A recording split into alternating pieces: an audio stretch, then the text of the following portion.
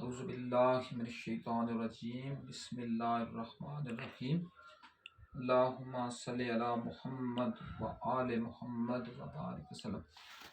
اچھا محترم ناظرین و حاضرین کرام، رمضان المبارک کی تقریباً آخری ساتھ ہیں، شاید کیا پتہ کل آخری روز ہو، پرسوں عید الفطر کی مبارک گھڑیاں ہوں۔ تو ہم بیسیکلی مسلمان، ہم رمضان المبارک کو بھی صرف ہم کس کا مہینہ سمجھتے ہیں؟ ہم یہ سمجھتے ہیں کہ شاید رمضان المبارک اعمال صالح کا مہینہ ہے، شاید اعمال صالح ہمارے نزدیک نماز، روزہ، زکوٰۃ، حج، یا پھر جو مولویوں نے پری پلان کے ساتھ ایک بات کی ہوئی ہے کہ اپنا تراویح کو انہوں نے شاید میں بھی رمضان سے بھی زیادہ اہمیت دے دی ہے، جبکہ میرے آقا صلی اللہ علیہ وآلہ وسلم نے قیام اللیل کے اوپر زور دیا۔ میرے آقا صلی اللہ علیہ وآلہ وسلم نے قیام اللیل میں بھی اس بات کی اہمیت پر زور دیا تاکہ رمضان کے اندر نماز شب میں بالخصوص تہجد کی اہمیت کے اوپر زور دیا جائے۔ لیکن چلو تراویح بھی لوگ پڑھتے ہیں، وہ بھی اللہ کی عبادت کرتے ہیں، اللہ کی عبادت کے اندر وہ نوافل ادا کریں، باجماعت کریں، جماعت کے بغیر پڑھیں، چلو میں اس پیرائے میں نہیں جاتا، نہ میں اس کنٹروورسی میں جاتا ہوں۔ لیکن میرا کہنے کا مطلب صرف یہ ہے کہ شاید لوگ بھوک پیاس اور اس کے بعد اپنا کھانے پینے سے اگر وہ رکنے کو روزہ سمجھتے ہیں تو میرے نزدیک یہ صرف جہالت نہیں ہے بلکہ جہالت کی سب سے اتھاہ گہرائی ہے۔ مالک الملک، رب کعبہ، رب العالمین، 30ویں سپارے کی مختصر ترین صورت جو میرے خیال کے مطابق سورہ کوثر کے بعد دوسری مختصر ترین صورت ہے، کس کے لحاظ سے؟ اعداد کے لحاظ سے، لیکن اس کا پیغام اتنا جامع ہے، اتنا جامع ہے کہ میرا خیال ہے اگر ایک طرف ہم قرآن کے پورے مجموعی مطالب کو، اس کی اسالیب کو، اس کی تفسیر کو رکھ دیں، اور ایک طرف اس چھوٹی سی صورت کے تفسیر اور مطالب اور اسالیب کو رکھ دیں، تو میرا خیال ہے اس کا پلڑا پورے پلڑے سے بھاری ہو جائے گا۔ کیونکہ ہم سب جس دور میں اپنا گزر بسر کر رہے ہیں، اس دور میں تعلیم اور لرننگ کے ساتھ ایک چیز جو منسلک کی گئی ہے، منضبط کی گئی ہے، وہ ہوتا ہے چیکنگ کا نظام۔ چیکنگ مینز ایکسپیریمنٹیشن کا نظام۔ ایکسپیریمنٹیشن کا مطلب ہے ایگزامینیشن کا نظام، مطلب ایگزامینیشن ہم کسی بھی اس میں لیں، اس کو ہم اپنا کسی ٹول کی مدد سے لیں، ٹول کے بغیر لیں، آبزرویشن کے لحاظ سے لیں، اس کے بعد ہم اس کو اپنا اگر فرض کیا کسی پیپر کے لحاظ سے لیں، کسی کوشچن کے لحاظ سے لیں، تو پاسنگ کرائٹیریا کچھ ہوتا ہے۔ تو میں اس پیرائے میں تب گیا ہوں کہ سورہ عصر بھی جو ہے وہ بھی ایگزام کی بات کرتی ہے، اس میں اللہ 4 چیزوں کی آپ سے ڈیمانڈ کرتا ہے، صرف 4 چیزوں کی، اور اللہ کہتا ہے اگر یہ تم 4 چیزیں کر لو گے تو تم دنیا میں کامیاب ہو۔ یعنی جس طرح ہم کہتے ہیں نا کہ ہمارے پاس جس طرح ہوتا ہے جی کہ ہم یہ کہتے ہیں شاکر صاحب، ہم یہ بات کرتے ہوتے ہیں کہ all questions have equal marks and all are compulsory, اور تمام جو سوالات ہیں وہ کے ضروری ہیں، اور ان سوالات کے جوابات دینا بھی اسی طرح ازبر، اور اس طرح ان سوالات کا جوابات دینے بھی ضروری ہیں، اور ان میں ایک کرائٹیریا منیمم بناتے ہیں جس کرائٹیریا میں پاسنگ مارکس ہوتے ہیں۔ فرض کیا کہ آپ نے آبجیکٹو پورشن کو بھی پاس کرنا ہے، آپ نے سبجیکٹو پورشن کو بھی پاس کرنا ہے، آپ نے ایکسپیریمنٹیشن کا مطلب عملی تجربے کے پورشن کو بھی آپ نے پاس کرنا ہے، اور ان سب کو پاس کر کے اوورآل جو آپ کا ایگریگیٹ ہوگا وہ بھی اس ٹائپ کا بنے۔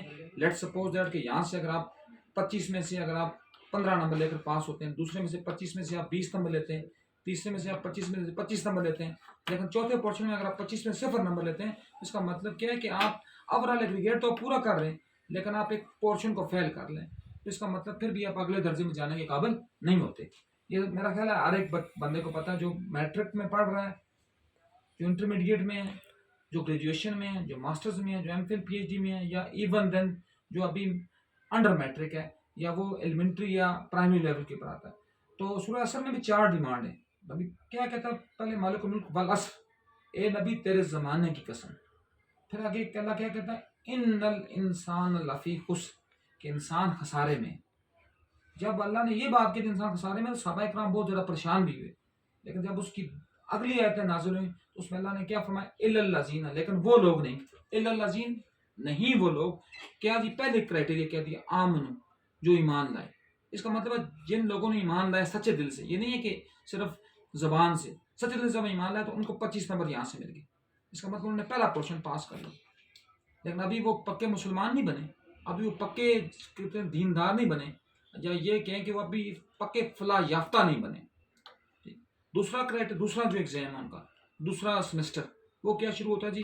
وَعَامِلُ الصَّالِحَاتِ. ایمان تو لے آئے وہ. دوسرا ان کا درجہ کیا شروع ہوا؟ عامل الصالحات.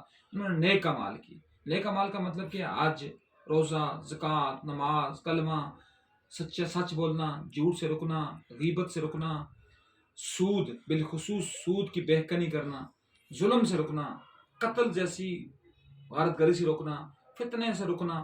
یہ ساری باتیں کس میں آتی ہیں؟ اعمال صالح میں آتی ہیں. اس کا مطلب جو یہ سارے کام کریں گے، ایک کام نہیں، تمام نمازیں، تمام عبادات، سارے جو کام کریں گے، تمام روزے، تمام عبادات، تمام نمازیں، حج، زکوٰۃ، اس کو کتنے نمبر ملیں گے؟ 25 نمبر. تو تیسرا درجہ ہمارے اس کا مطلب کیا ہے کہ دوسرا ہمارے پاس پورا ہوا ہے، دوسرا سیمسٹر ہم نے اچیو کیا ہے. وہ کیا ہے ہمارے پاس جی؟ اعمال صالح. اور تیسرا ہمارے پاس کیا ہے؟ تیسرا درجہ ہمارے پاس تھرڈ جو ہمارے پاس آتا ہے سیمسٹر، وہ کیا ہے؟ وَتَوَاصَوْا بِالْحَقِّ. وَتَوَاصَوْا بِالْحَقِّ کا مطلب کیا؟ حق پہ چلنا. اس لیے کہتے ہیں حق پہ چلنا جو ہے وہ کانٹوں پہ چلنے کا مترادف ہے. اور ہمارے حال میں اور ہمارے اس معاشرے میں تو جس کے پاس آگاہی ہے، شعور ہے، اس کے تو سارے دشمن ویسے ہی ہو جاتے ہیں. اور میرے آقا صلی اللہ علیہ وآلہ وسلم کے عظیم ترین نواسے امام حسین نے اپنی گردن کے اوپر چھری چلاتے ہوئے یہ بات کی تھی کہ حق پہ چلنا اتنا مشکل ہے کہ اس کے لیے سب سے جو کم تر سزا تمہیں ملتی ہے وہ کیا ملتی ہے؟ تم تنہا کر لیے جاتے ہو. تو سب سے بڑی بات یہ، یہاں بھی آپ دنیا میں جس بندے کو دیکھیں گے جو بندہ کوشش کر رہا ہوگا حق کے راہ پر چلنے کی، اس کو لوگ پناہ کر دیتے ہیں. اس زمن میں مجھے ایک حدیث مبارکہ یاد آئی ہے. میرے آقا صلی اللہ علیہ وسلم کی صحابہ کرام کی بہت بڑی لسٹ ہے، لیکن اس میں چند ایسے وہ جو اسرا کے ستارے ہیں کہ جن کا نام لیتے ہوئے بندہ ادب سے بندے کی نگاہیں جھک جاتی ہیں. ان میں سے ایک بندہ جو ہے اس کا نام ہے جناب ابو ذر غفاری. جناب ابو ذر غفاری وہ ہستی ہیں ان کے بارے میں نبی کہتا ہے کہ زمین کے اوپر اور آسمان سے نیچے ابو ذر سے سچا بندہ اور کوئی نہیں. تو اسی ابو ذر کے بارے میں سرکار دو عالم کیا فرماتے ہیں؟ ان کی حق پرستی کے بارے میں سرکار فرماتے ہیں کہ اے ابو ذر تو اکیلا رہے گا، تو اکیلا مرے گا اور تو اکیلا اٹھایا جائے گا. اور پھر تاریخ نے دیکھا کہ ابو ذر کو کیسے ربضہ میں جلا وطن کیا گیا، کیسے ان کی وہاں شہادت ہوئی، کیسے ان کو وہاں کفن دفن دیا گیا. یہ تاریخ کا قصہ ہے. تو خلیفہ سوئم کے دور میں ایک واقعہ ہوا. خلیفہ سوئم نے جب دیکھا جی کہ اپنا جناب ابو ذر غفاری مسجد نبی میں نوافل ادا کر رہے ہیں، ہمارے صالح کر رہے ہیں، تو انہوں نے اپنے غلام کو کہا کہ اے غلام تو آزاد ہے، اگر تم ایک کام میرا کر دے. تو غلام بڑا خوش، اس نے کہا کہ اے آقا میں وہ کیا کام کروں جس کی وجہ سے میں آزاد ہوں. تو حضرت عثمان نے کیا فرمایا کہ تو جا اس بندے کے پاس، اس کو یہ پیسے دے گا، اگر یہ پیسے لے لے گا، یہ اشرفیاں لے لے گا تو تم آزاد ہے. وہ غلام بڑا خوش، اس نے کہا یہ کون سی بات ہے، اشرفیاں لینا یا پیسے لینا تو کون سی بڑی بات ہے، یہ تو ہر بندے کی نیڈ ہے، ڈیمانڈ ہے. تو وہ ان کے پاس گیا. تو جب جناب ابو ذر غفاری کو جا کہتا ہے کہ اے ابو ذر میرے اوپر احسان کر دیں، آپ یہ پیسے رکھ لیں. تو انہوں نے کہا پیسے میں کیوں لوں؟ انہوں نے کہا تاکہ میں آزاد ہو جاؤں. انہوں نے کہا تو بھلا بندہ ہے، تو خود آزادی کے لیے مجھے غلام کرنا چاہ رہا ہے. تو وہ پھر اسی حالت میں واپس آیا. یہ ہوتی ہے حق پرست کی بات اور حق پرست کی خوبی. اور ہم آج کل کیا کرتے ہیں؟ ہم زر زمین اور دولت کے لیے اپنا ایمان، اپنا تن من دھن سب کچھ بیچ دیتے ہیں.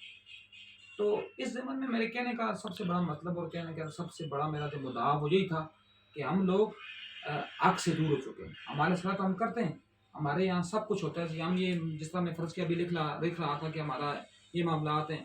ہم نے سب سے بڑی بات حق کی ترویج کے لیے ہم 3 نظاموں میں پیسے ہوئے ہیں. جس طرح میں لکھ رہا تھا نا کہ اپنا ہمارے پاس 4 سیمسٹر یہاں 3 نظام ہیں. یہ جو تکون جس طرح بعض لوگ ہمارے ہیں نا میتھمیٹکس کے میرے دوست ہے باپ، وہی کہتے ہیں یہ ٹرائنگل ہے، اس کی 3 تکون ہوتی ہیں. ٹھیک ہے، ایک تکون ہمارے 3 اگر کون نہ ہو تو ٹرائنگل بنتی نہیں ہے. یہ جو نظام دنیا کا نظام ہے نا، یہ لعنت در لعنت بھی ان تینوں ستونوں سے بنا ہوا. اس کی پہلی جو کون ہے وہ کس کو ریپرزینٹ کرتی ہے؟ حکمران طبقے. دوسرا جو حکمران کا لازم ملزوم طبقہ ہے وہ کس کو کرتا ہے؟ ملائیت کو، ملا جو ان کے پشتی بان ہوتے ہیں. اور تیسرا جو اس کا حصہ ہے وہ ہے سرمایہ دار. اور یہ 3 جناب موسیٰ علیہ السلام کو بھی ایک وقت میں ان کے دشمن بنے. جو حکمران تھا وہ فرعون تھا، وہ ان کا دشمن تھا. فرعون نے اپنے ساتھ ملاؤں میں بلم باور کو اپنے ساتھ رکھا تھا، جو اتنے کمال کا مطلب اس کے پاس علم تھا کہ پوری انسانیت آج تک اس کے علم کے آگے برتا حیرت میں ڈوبی ہوئی ہے۔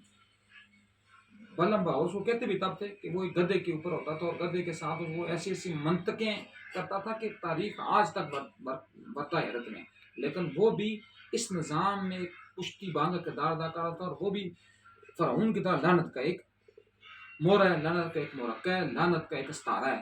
اور تیسرا جو تھا وہ کیا تھا؟ سرمایہ دار۔ سرمایہ دار کون تھا؟ قارون، جو جناب موسیٰ علیہ السلام کا قریب رشتہ دار تھا، لیکن وہ لعنت کا استارہ کب بنا؟ کیونکہ اس نے اپنا سرمایہ باطل نظام کی ترویج کے لیے لگایا۔ تو وہی اگر ہم یہاں لے کر آئیں آج اس دنیا میں، اور میری یہ ویڈیو کی آخری باتیں اس نے کہ ہمارے اس نظام میں 3 کردار ادا کریں۔ پہلا کردار کون ہے؟ قرآن طبقہ۔ قرآن طبقے میں کون آتے ہیں؟ آل شریف ساری، آل بھٹو ساری، آل نیازی ساری، جو ان کے اہلکار ہیں۔ اس میں جو عمران خان کے اہلکار ہیں قوم یوتھ، جو زرداری کے اہلکار ہیں وہ آگے جالے، جو آل شریف کے اہلکار آگے وہ آگے یہ پٹواری جو پھرتے ہیں، ان کا کام کیا ہے؟ اسی نظام کو یہ کر رہے ہوتے ہیں، اپنا اس کو مضبوط کر رہے ہوتے ہیں۔ اس کا مطلب کہ ان کی نماز روزہ زکوٰۃ تو کسی کام کا ہی نہیں ہے۔ کیوں نہیں ہے؟ کیونکہ وہی شورۂ عصر کی بات ہے، کیونکہ یہ باطل نظام کو مضبوط کرنے کا پشتی بان بنتے ہیں۔ اور جو دوسرا جو ہے وہ کیا ہے جی؟ کس کی بات کرتا تھا؟ بلم باور جیسے ملاؤں کی۔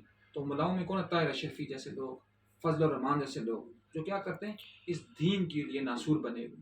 اور تیسرا درجہ کس کا آتا ہے؟ سرمایہ داروں کا۔ وہ قارون کا آج رول کون پلے کر رہا ہے؟ قارون کا رول پلے کر رہا ہے جہانگیر ترین۔ قارون کا رول کون پلے کر رہا ہے؟ ملک ریاض۔ ملک ریاض کیا ہے؟ اس نے اپنی لوگوں کی عقلوں کے مطابق اس نے اسکیمیں رکھی ہوئی ہیں۔ جو بندہ صافی ہوگا، صافی کو اس نے پلاٹ رکھا ہوا ہے صافی کو خریدنے کے لیے۔ جو بندہ کوئی بیوروکریٹ جو جس کے ہاتھ میں تسبیح ہوتی ہے، اس کے لیے اس نے عمرے کے ٹکٹ رکھے ہوئے ہیں۔ ان سیاستدانوں کے لیے اس نے بلاول ہاؤسز رکھے ہوئے ہیں۔ ان سیاستدانوں کے لیے وہ کیا کرتا ہے؟ ایکڑوں کے ساتھ زمینوں کو الاٹ کرتا ہے، اور اپنے ساتھ گنڈوں کی بیس پر وہ کیا کرتا ہے جی؟ اس سارے معاملات کو کیموفلاج کرتا ہے۔ تو اس ساری بات کا متمع نظر یہ ہے کہ سرمایہ دار نظام کے ساتھ چلنے والے لوگ، ملائیت کے ساتھ چلنے والے لوگ، اور اس کے بعد حکمرانوں کے دم چھلے بننے والے لوگ، یہ اگر طاق اور جفت راتوں سے دور کی بات ہے، یہ اگر کعبہ کے غلافوں میں لپٹے بھی ہوئے ہوں تو ان کے اوپر پھر بھی لعنت واجب ہے۔ تو ایٹ اینڈ یہی بات میں کرنا چاہ رہا ہوں کہ ان عام جہل لوگوں کو انہوں نے طاق اور جفت راتوں کے گماؤ میں لگا کر، اس کے بعد انہوں نے 2930 روزوں کے درمیان کو الجھا کر رکھ کر انہوں نے کیا کر دیا ہے؟ اپنی حکومتیں مضبوط کر رہے ہیں، اور ان کو لگا دیا کہ تم مسجدیں تعمیر کرنے میں لگے رہو، تو مسجدوں میں طاق اور جفت راتوں کی فضیلتیں بیان کرتے رہو۔ اس کا فائدہ کیا ہوگا؟ تاکہ ہمارے خلاف بولنے والوں کی مدد نہیں ہوگا۔ اس سے مجھے ایک واقعہ یاد ہے، ختم کر رہا تھا لیکن ایک واقعہ یاد ہے۔ ایوب خان مشہور و معروف ڈکٹیٹر گزرا ہے پاکستان کا۔ اس کے دور میں ایک دفعہ یہ ہوا کہ بڑے بڑے تبلیغی اجتماع ہو رہے تھے، مطلب اپنا رائے گنج میں تبلیغی اجتماع ہو رہے تھے، اس کے بعد اہل حدیث کے علیحدہ ہو رہے تھے، اہل تشیع کے علیحدہ ہو رہے تھے، سنیوں کے علیحدہ ہو رہے تھے۔ تو وہ بڑا پریشان ہوا کہ یہ میرے خلاف تو بڑا ایک معذب بن رہا ہے۔ اس نے اپنے مشیر ان اجتماعات میں بھیجے۔ تو جب مشیر واپس آئے تو بڑے خوش ہو کر انہوں نے کہا جی ایک فیلڈ مارشل صاحب، اے جناب صدر، آپ تو خوش ہوں، آپ کو تو کوئی خطرہ نہیں ان کے اجتماعوں سے۔ اس نے کہا کیوں خطرہ نہیں؟ وہ تو بڑے بڑے اجتماع ہیں۔ انہوں نے کہا اس لیے خطرہ نہیں ہے، یا تو وہ بہت پہلے کی بات کرتے ہیں، پہلے کی بات کا مطلب اس نے کیا کہا، یا تو وہ نمرود، فرعون اور شداد کی بات کرتے ہیں، یا وہ بہت آگے کی بات کرتے ہیں، جنت اور دوزخ کی بات کرتے ہیں۔ اس لیے ان کو ان کاموں میں لگا رہنے دیں، وہ آپ کے نظام کے خلاف اٹھنے کی کوئی بات نہیں کرتے۔ اس لیے ظالم اور جابر حکمران کو سب سے بڑا خطرہ کسی مولوی، کسی روزہ دار، کسی حاجی سے نہیں ہوتا۔ اس کو سب سے بڑا خطرہ اس طاقتور توانا آواز سے ہوتا ہے جو ان کے خلاف اٹھتی ہے اور ان کے والوں میں لرزہ طاری کرتی ہے۔ اسی کے ساتھ میں ختم کرتا ہوں اپنی بات کو، اور اس دعا کے ساتھ کہ یا اللہ میں حق پرست رکھ، حق پرست مار اور حق پرستوں میں اٹھا۔ تو اسی میں ہماری فلاح بھی ہے اور اسی میں ہماری کامیابی بھی ہے۔ وما علینا الا البلاغ المبین۔